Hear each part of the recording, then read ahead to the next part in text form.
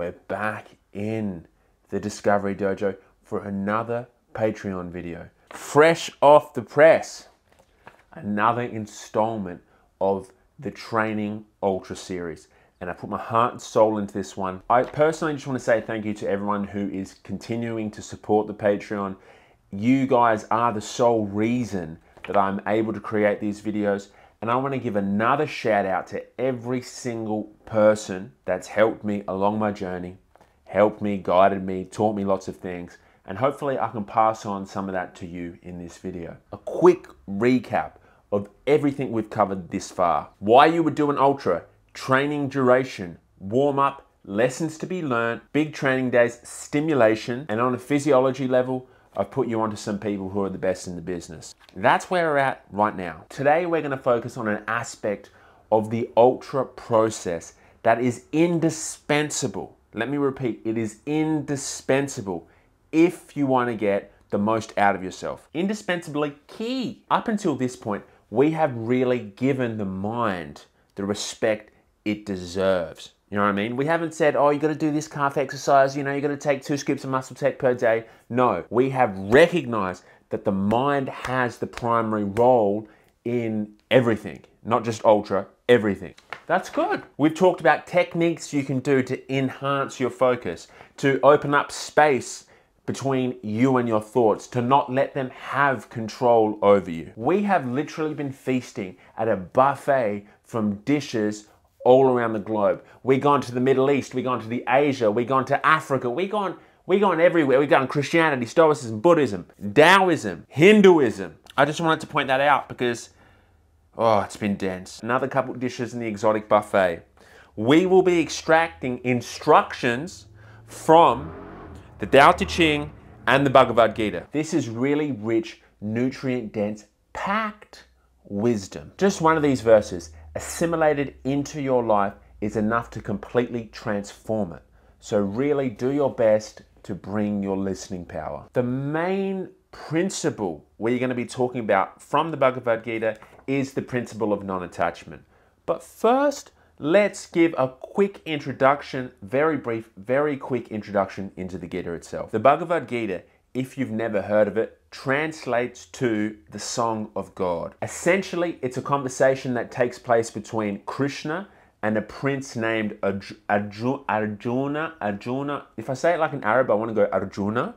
If I say it like an Aussie, I want to say Arjuna. Either one. Essentially, Krishna downloads the whole meaning of life to Arjuna in this conversation. How I personally came across the book, is actually an interesting story, I'll share it with you, is that years ago when I was an Uber delivery driver in Melbourne CBD, I used to get around my bike, and I would always see, you know, Hare Krishnas chanting, coming up and down the street, and I used to love to eat at the Hare Krishna restaurant. I'd be delivering, and I used to see this monk going around handing out the Bhagavad Gita and taking in donations. One day he came up to me and he's like, he tried to give me the book because I was wearing, you know, these beads. And he said, he saw the beads and he said, oh, you know what I mean? Like, have a look at the book. And I had heard of it, but I just thought, nah, you know, I wasn't really into reading. This is like 8, 9 years ago going on. I wasn't really into reading at the time. So I thought, nah, you know, I'll pass. Anyway, I kept seeing this dude. I kept seeing him. And we ended up having all these conversations, you know, kind of struck up a little bit of a friendship. You know, we used to chill out the front of McDonald's. You know, we had this really tight-knit Uber community. It was really beautiful. It all started when I met this French dude, then we started hanging out, and then I used to say to him, hey, at like midnight, let's meet out the front of McDonald's, and we'll just sit there, and at least we can, you know, chat while we wait for orders. Before you know it, we had like a little multicultural association that used to hang out at the front of McDonald's at like from 12 o'clock at night until like 5 a.m. in the morning. Key point, I became friends with another Hare Krishna. You know, he taught me the famous Hare Krishna chant. We'd sit there, we'd chant it. It was really quite nice. And then one day, I was walking to the shops and there was this Hare Krishna lady handing out the Gita. And she said to me, you know, I don't know why, I was smiling at her and we came up and straight away she tried to give me the book and I was like, look, I can't, you know, I don't have any cash on me. I said, I'll see you tomorrow. I'll come back and I'll pay you tomorrow. And then she looks at me dead set, looks at me straight in the eye and goes, there is no tomorrow. And I went, fuck. Went and got the money out, gave her the money, got the book, but I still didn't read it for like another 6 months. And then when I read it, it blew my head clean off. I'm gonna give you both these verses back to back. One who neither hates nor desires the fruits of his activities is known to be completely renounced. Such a person, free from all dualities, easily overcomes material bondage and is completely liberated. Therefore, without being attached to the fruits of activities, one should act as a matter of duty, for by working without attachment, one attains the supreme. Two extremely heavy-hitting verses. As soon as I seen them in the book, I hit it with the highlighter, I memorized it, and I memorized it because it was just, I wanted to practice this in my daily life. And these two verses really stuck out to me as pillars in the principle of non-attachment. You might be thinking to yourself, which I was at the time when I first came across this, was like, why would I adopt the principle of non-attachment? You know, I'm doing a race. I really want to win. I really want to do it in a certain time. Your fixation on a certain outcome is what traps you in hope and fear. It is a one-way ticket to the roller coaster that we have been so trying our best not to get on. It is the experience of this roller coaster that Krishna is referring to as the bondage in these dualities. You are in bondage. You are handcuffed to that roller coaster and just pinging up and down, hope and fear, sadness and joy. You're just and you just come off like, fuck, this is the most unpleasant thing I could possibly experience. I want to give you a real basic example of how this plays out in the ultra universe. I am completely fixated on doing this 1000K ride in under 48 hours. I am like super fixated on it. That's all I want to do. I couldn't give a shit about what happens in between. I just need to do this ride in under 48 hours. Right there in that exact moment, I become fixated on that outcome. You know, like I'm lining up for the roller coaster, someone grabs my hands, handcuffs them and just puts them on there and says, enjoy. When things are working out, hope of achieving the outcome I desire is sending me upwards on that roller coaster. And I experience what we would call pleasant emotion. But as soon as the smallest thing doesn't work out, fear of not achieving my desired outcome sends me downward on the roller coaster.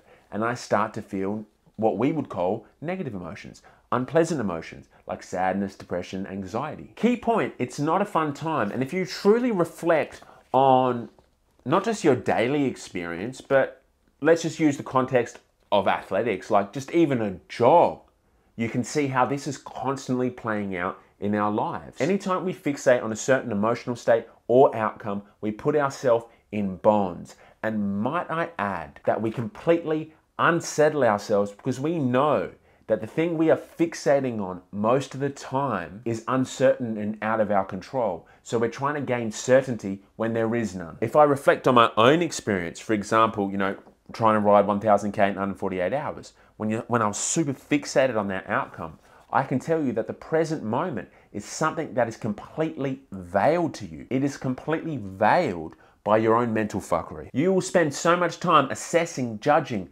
being happy that you're happy, being sad that you're sad, that you will get home and be like, what just happened? I have no recollection of being present for even 1 second of that bike ride. By enacting this principle of non-attachment, you free yourself from these extremes, good and bad, hope and fear. They slowly melt away and at a minimum, don't consume you. There is no attachment there to an outcome to enable these feelings to generate. Hoping for a certain outcome or fearing a certain outcome can only be possible if you fixate on an outcome. If there's no outcome to fixate on, how can hope and fear generate? How can good and bad generate? Now, it's easier said than done. I can understand that the principle of non-attachment will benefit me, but actually practicing it and living by that principle is a whole nother reality, especially when you've been conditioned your whole life to fixate on outcomes rather than the experience itself. Something that can catalyze the process of non-attachment and make it easier for yourself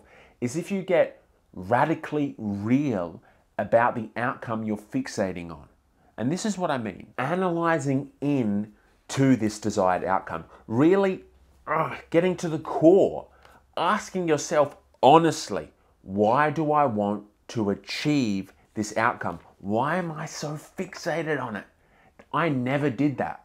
I never sat there and go, why do I want to win a bike race? Why do I want to win a bike race? Because it's cool to win. Okay, why is it cool to win? But, but if I got all the desires I ever fixated on and just went back and back and back and back and back and back, they all stem from one desire,